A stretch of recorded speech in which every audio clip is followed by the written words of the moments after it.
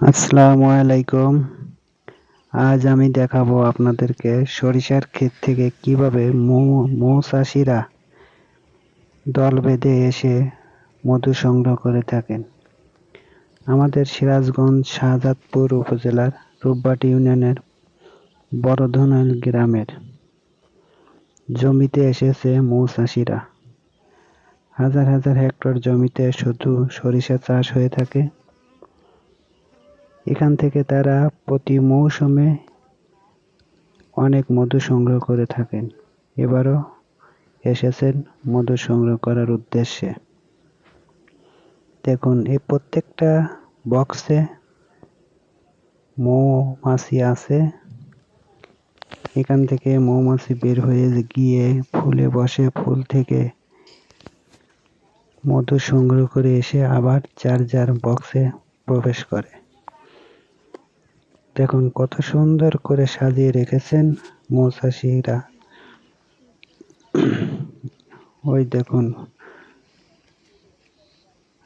মৌমাছিগুলো ধীরে ধীরে বের হয়ে ফুলে গিয়ে মধু সংগ্রহ করে নিয়ে আসছে। সম্পূর্ণ ভিডিওটা দেখুন, অবশ্যই ভালো লাগবে। আর সুলভ মূল্যে মধু সংগ্রহ করতে চাইলে সিরাজগঞ্জ জেলার শাহজাদপুর উপজেলার রূপবাটি ইউনিয়নের বড়ধনৈল গ্রাম থেকে এসে সংগ্রহ করতে পারেন। নিঃসন্দেহে একদম খাঁটি মধু পাবেন। আর প্রতিদিনকার মধু প্রতিদিন এরা দিয়ে থাকেন। এখানে কোনো ভেজাল মধুর কোনো কারবার হয় না। ওই দেখুন, চারিদিকে শুধু সরিষা সরিষা। সেই সব ফুল থেকে মধু সংগ্রহ করে থাকেন।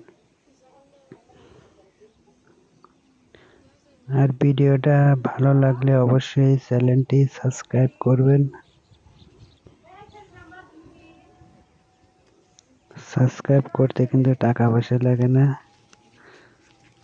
আপনি যেহেতু এমবি ব্যবহার করেই থাকেন বা ভিডিওটা দেখছেন, একটু কষ্ট করে সাবস্ক্রাইব করবেন